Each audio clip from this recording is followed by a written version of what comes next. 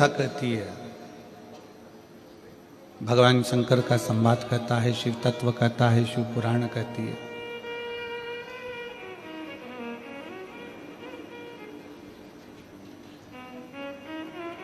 शिव को पाना, शिव भक्ति को पाना बहुत कठिन विषय नहीं।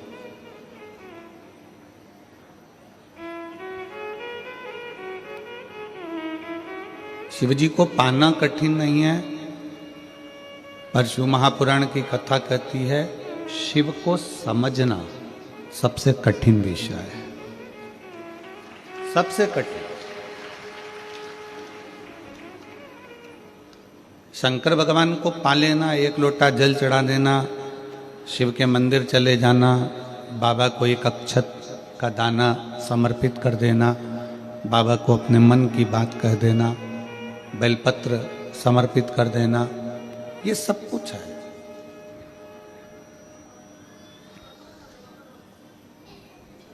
शिव भक्ति कठिन नहीं है, बहुत सरल है, पर शिव को पाना कठिन है। शंकर भगवान को प्राप्त करना कठिन। शंकर भगवान की भक्ति करना सरल है, पर शिव को समझना, उनको पाना बहुत कठिन है। उनको समझने में बहुत समय लग जाता है। सारे देवताओं को समझना सरल है, पर शंकर को समझना कठिन है।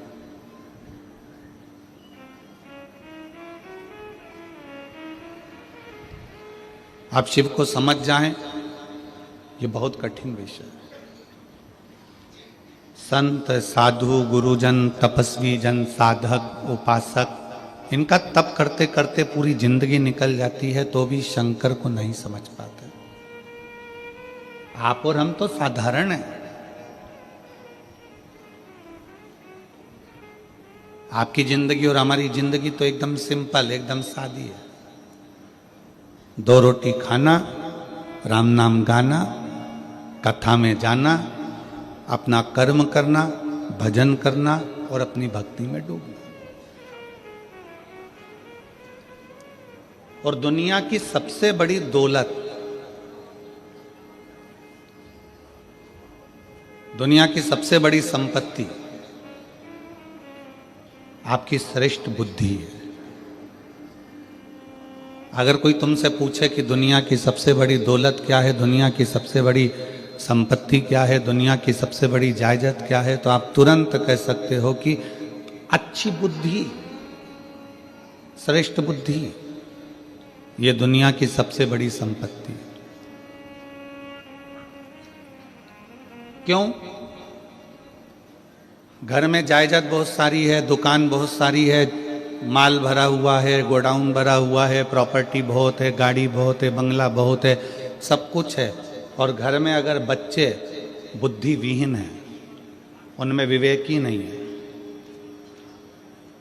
बच्चों में बुद्धि ही नहीं है, और अगर बुद्धि भी है तो ऐसी बुद्धि है कि पूरा पैसा ले जाकर मदिरालय में लगा रहे हैं, वैश्यावृत्ति में लगा रहे हैं, जुए में लगा रहे हैं, मांसाहार में लगा रहे हैं, या गलत जगह लगा रहे हैं, तो वो बुद्धि किस काम की? फिर वो प्रॉपर्टी, वो धन, वो संपत्ति किस काम की?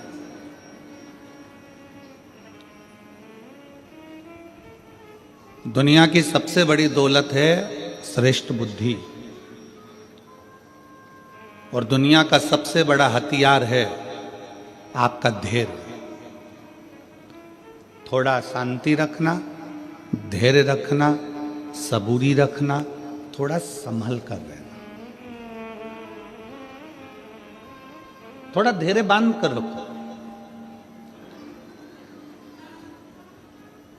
हम लोग क्रोध में आते हैं और बहुत कुछ गड़बड़ कर जाते हैं।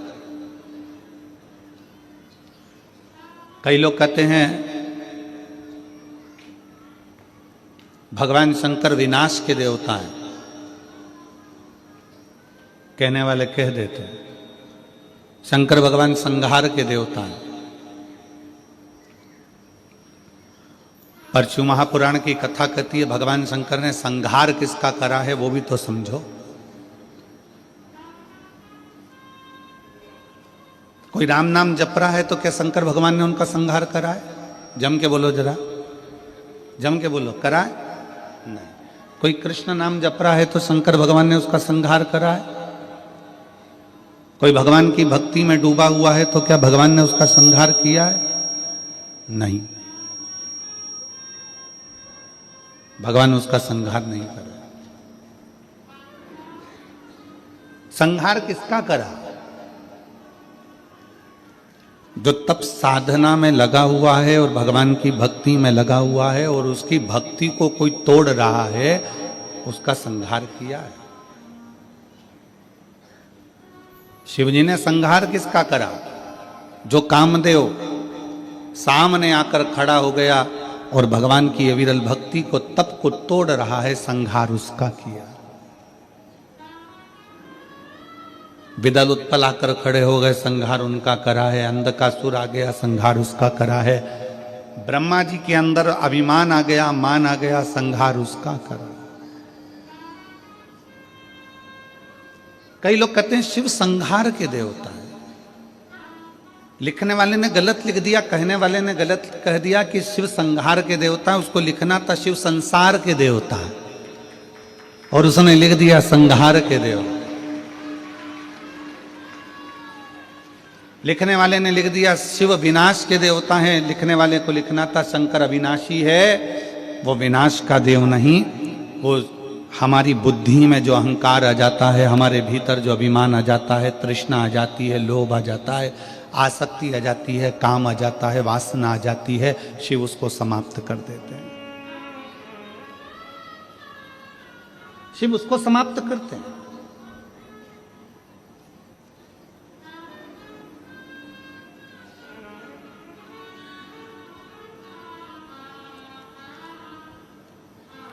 अभी महाराज जी कह रहे थे पास में कि इस क्षेत्र में इतने शिव भक्तों को देखकर आज पूरा छत्तीसगढ़ गौरवान्वित हो रहा होगा। इतने शिव भक्तों को देखकर क्षेत्र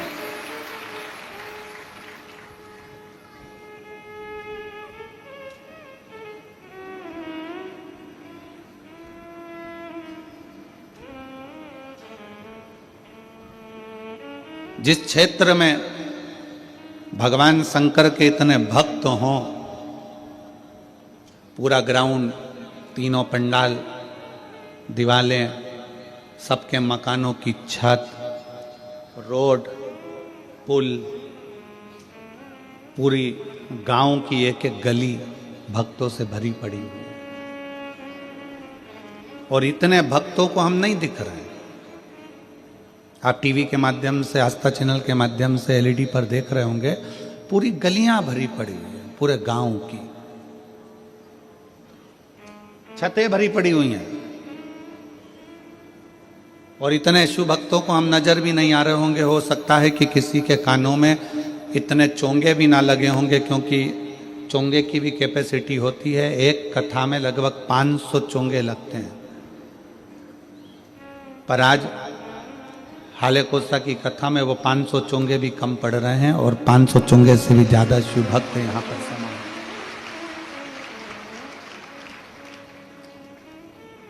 ये अविरल भक्ति है आपकी।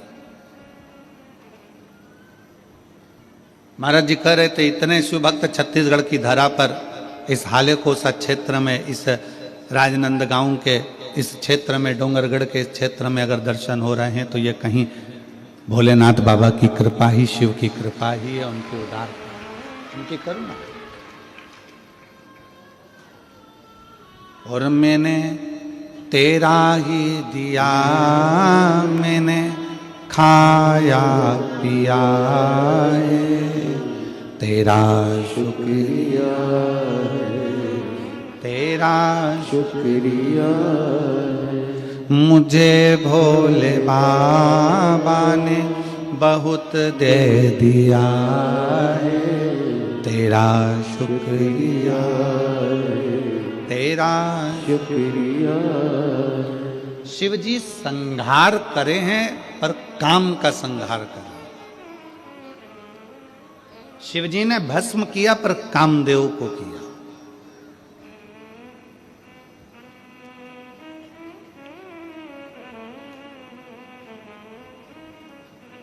क्योंकि ये भीतर का जो अहंकार है ना, ये व्यक्ति को बर्बाद कर देता है। हमारे भीतर का अभिमान हमें नष्ट कर देता है। क्या मांगते हैं शंकर भगवान?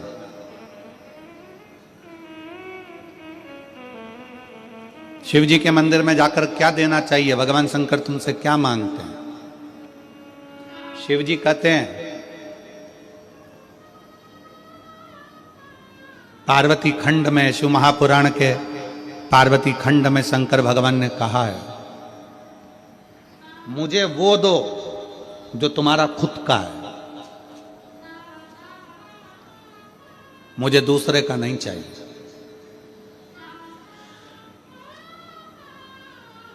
और तुम भी भगवान शंकर से कहा करो, मुझे वो दो जो मेरे हक का है, मुझे दूसरे का नहीं चाहिए, मुझे अपना दो।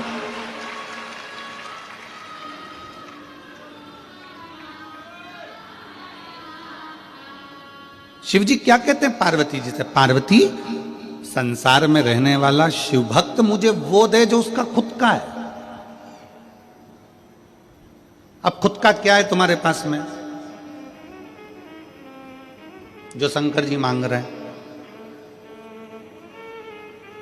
पैसा, जिसको तुमने दुकान पे बैठ के कमाया, फैक्ट्री में कमाया, वो तुम्हारा है? जम के बोलो जरा। नहीं। घर, जिस पे तुम्हारी रजिस्ट्री में सिग्नेचर हुआ, ठप्पा लगा, साइन हुए, वो तुम्हारा है? नहीं। कपड़े, वस्त्र, आभूषण, पैसा, दौलत, गाड़ी, बंगला, वो तुम्हारा है? नहीं। फूल तुम्हारा है? नहीं। जल तुम्हारा है? नहीं। दूध दही तुम्हारा है? नहीं। अब कहो कि ये शरीर भगवान को दे दे, तो यह भी तो तुम्हारा नहीं है, ये भी तुम्हारे माँ बाप का है, उसने पैदा किया है तुम्हें। जब शरीर ही अपना नहीं है तो ये सारी संपदा अपनी क्या है? तो भगवान करे तू अपना खुद का दे। खुद का क्या है? तो शिव महापुराण की कथा कहती है, खुद का है इस शरीर के अंदर उत्पन्न होने वाला अहंकार। जब तू मेरे मंदिर में आए तो अपना अहंकार मुझे देकर चले जा। वो खुद का है। अहंकार व्यक्ति का स्वयं का होता है। और शिव जी आपसे अहंकार मांगते हैं। लंका के राजा रावण से भगवान शंकर ने कहा क्या था?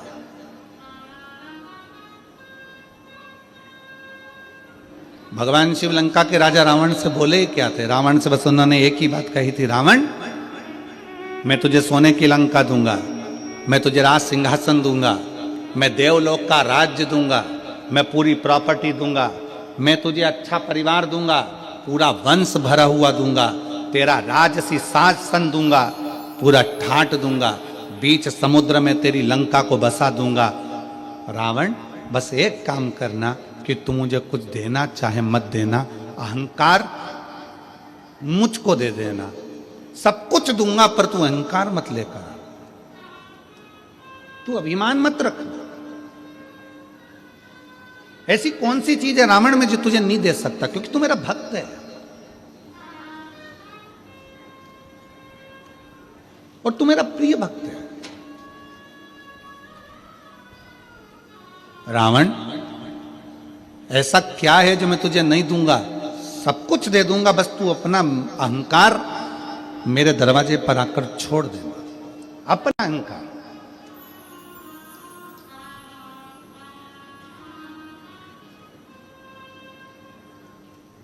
शंकर जी के मंदिर में कौन कौन गया दर्शन करने के लिए? कभी तो गए होगे, एक लोटा जल चढ़ाने के लिए जाते हो, रखो।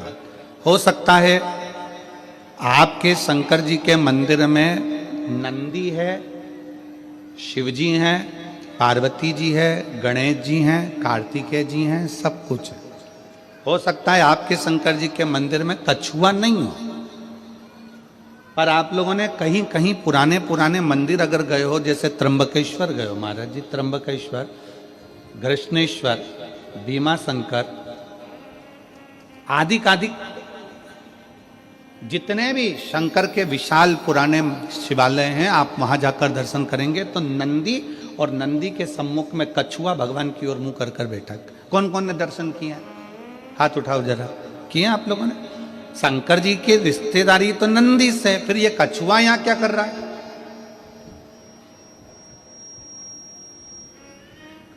शिव जी के मंदिर में कछुए का क्या काम आ गया? पत्थर का कछुआ बना रहता है, पाषाण का कछुआ बना रहता है, तो कईयों के मन में विचार आता है कि शंकर जी के मंदिर में तो नंदी होना चाहिए। शिव जी के मंदिर में सामने नंदी होता है तो कछुआ भी होता है, शंकर के मंदिर में कछुए का क्या काम है? ये कछुआ क्यों है? शंकर भगवान इस कछुए को अपने पास में क्यों रखे? शिव जी को तो नंदी रखना चाहिए, फिर कछुआ क्यों?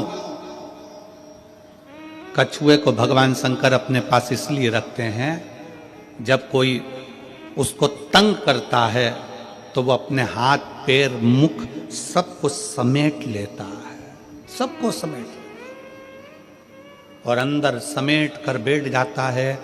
जब तक उसको परेशान करने वाला नहीं चले जाता तब तक वो समेटा की समेटा बैठा रहता है, हिलता भी नहीं, डुलता भी नहीं। शिव कथा कहती है, भगवान शंकर के मंदिर का कछुआ कहता है, अगर संसार के लोग तुम्हें ताना देने लगे, अब शब्द कहने लगे, तुम्हें तंग करने लगे, तो अपनी इंद्रियों को समेट कर शंकर के चरणों में स्थिर होकर बैठ जाना, शंकर तुम्हारा कल्याण कर। स्थिर होकर बैठ जाओ। शिव जी के मंदिर में कछुआ क्या करता है? कछुआ क्यों रखा जाता है? शंकर के मंदिर में पत्थर का बना कछुआ हमें प्रेरणा देता है कि अपनी इंद्रियों को संयमित रख लो। जब कोई परेशान करे, कष्ट दे, तकलीफ दे, कुछ मत बोलो, अपनी इंद्रियों को बस में कर लो। अपनी इंद्रियों,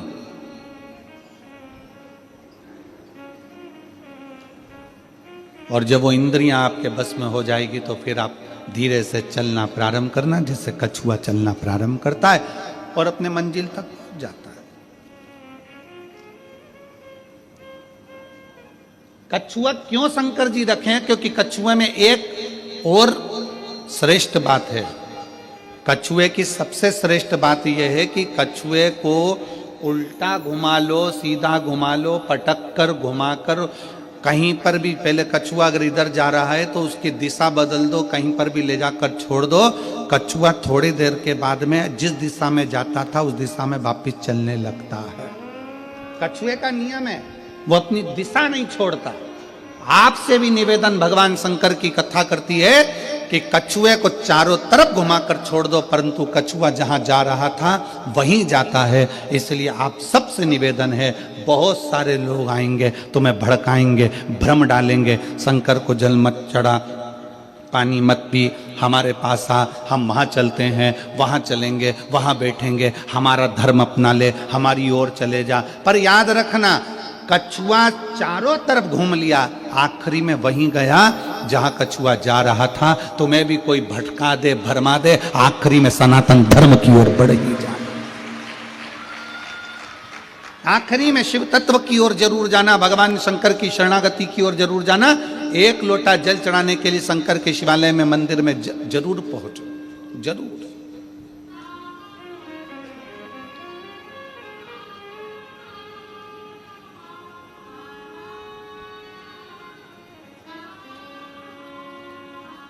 क्या दे सकता है?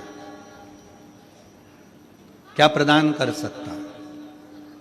शिव कहते हैं कि मुझे तुम्हारा अपना दो। अपना, तुम्हारा खुद का क्या है तुम्हारे पास? शरीर तो तुम्हारे माँ बाप का दिया हुआ है, जमीन जायदाद, घर, गाड़ी, बंगला, पानी, सब कुछ मेरा दिया हुआ है, दूसरे का दिया हुआ है। तुम्हारा खुद का, तुम्हारे भीतर का अहंकार है, तुम्हारे भीतर का अभिमान।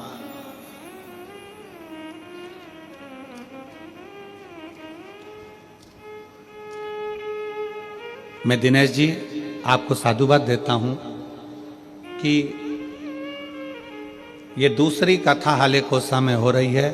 पर आपके मुख से या आपके परिवार के मुख से ये नहीं सुना कि कथा मैं करा रहा हूं या कथा हम करा रहे। आपके परिवार के मुख से जब भी सुना तो एक ही चीज सुनी, और आपके मुख से भी जब भी सुना तो एक ही चीज सुनी कि ये कथा स्वयं शंकर भगवान कराते हैं और डोंगरगढ़ वाली माता कराती है, बाकी का कोई नहीं। इनकी सहजता इस चीज में, जिससे भी बात करो इनके परिवार से, शिव जी करा रहे हैं, डोंगरगढ़ वाली माता करा रही है।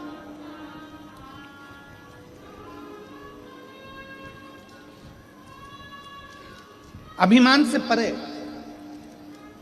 अभिमत्ता से दूर।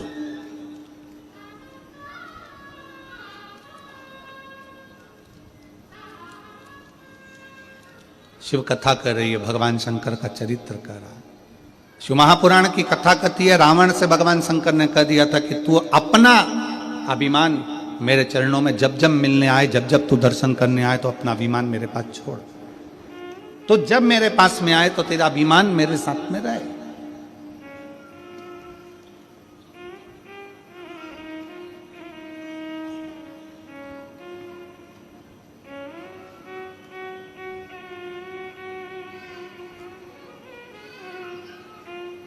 हम शंकर जी के मंदिर में लोटा लेकर जाते हैं,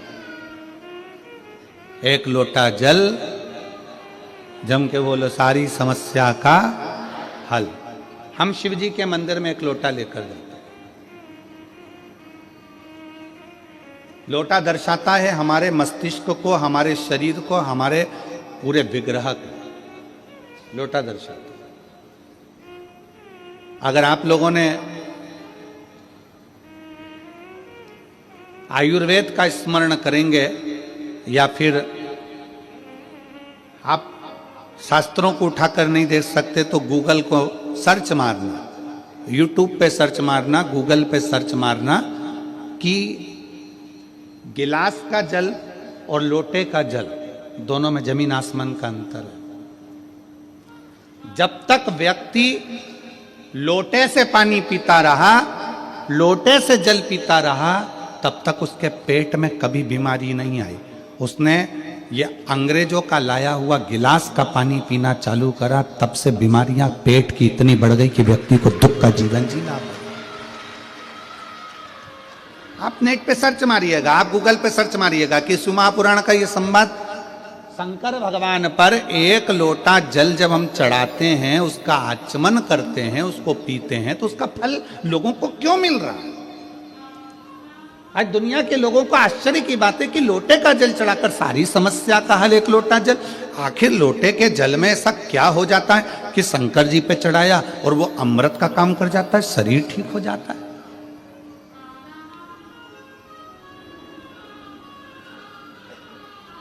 एक महिला यहां पर बैठी हुई है, एक मां यहां बैठी हुई है,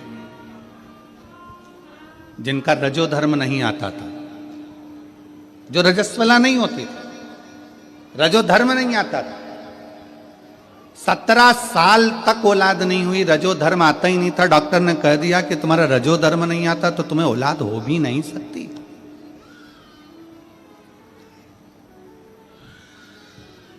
दो 5 साल 6 साल 7 साल 8 साल इलाज भी करवाया, दवाइयां भी ली कि रजोधर्म आवे, रजस्वला हो जावे, पर रजोधर्म आए नहीं तो संतान होए कहां से?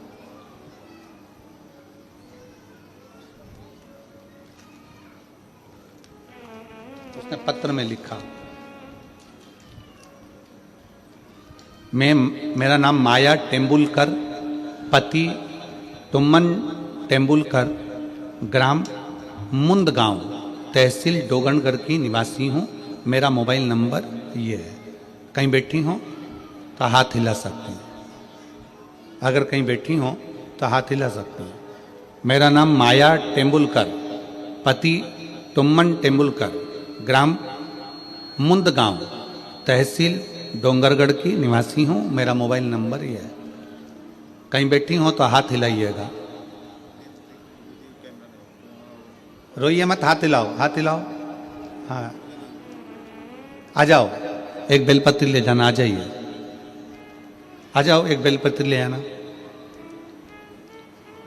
एक लोटे जल का मैं क्या वर्णन करूं गुरुदेव, पशुपति व्रत, आंकड़े की जड़ एवं सारे किए हुए नियम व्यर्थ नहीं जाते। सारे किए हुए नियम व्यर्थ नहीं जाते। भोले बाबा की महिमा का क्या बखान करूं गुरुदेव। मेरी शादी 17 साल हो गए थे, गोदी सुनी थी। जिस नारी का रजो धर्म नहीं आता उस नारी का गर्भ नहीं ठहरता गुरुदेव। पत्र को पढ़िएगा। जिस नारी का रजो धर्म नहीं आता उस नारी का गर्भ नहीं ठहरता। वैसा ही मेरा भी रजो धर्म था, आता ही नहीं था। उस बहन ने अपनी मन की व्यथा जो लिखी उसमें एक बात बड़ी विचित्र लिखी है कि शादी होने के बाद लोग ये नहीं पूछते कि तुम्हारी जमीन कितनी है, जायदाद कितनी है। पत्र को देखिएगा थोड़ा। आजकल जमीन, जायदाद, धन दौलत कितनी है नहीं पूछते। पूछते हैं तो ये पूछते हैं कि औलाद कितनी है। गुरुदेव 17 साल मेरी औलाद नहीं हुई क्योंकि मेरा रजो धर्म ही नहीं आता था, मैं रजस्वला ही नहीं होती थी। अब डॉक्टर को दिखाया,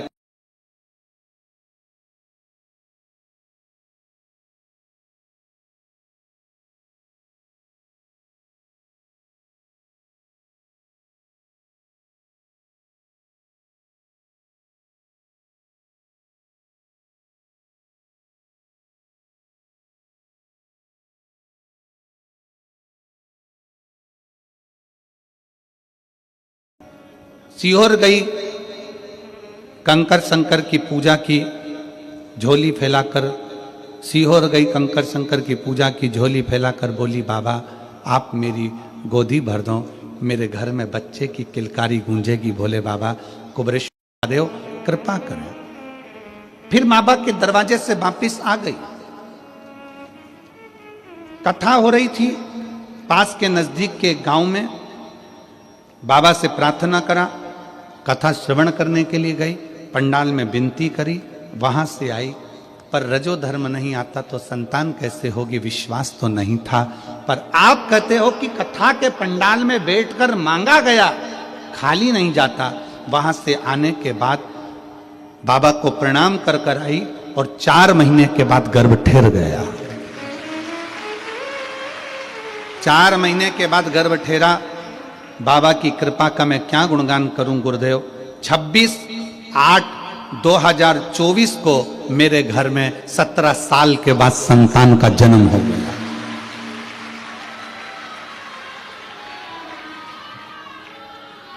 अब शिव तत्व किसको कहते हैं, शंकर किसको कहते हैं?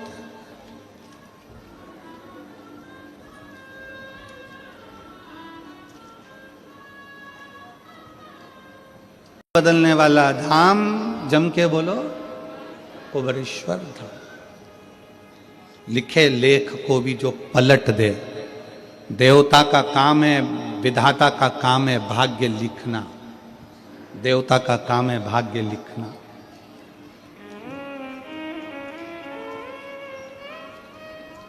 देवता का काम है भाग्य लिखना।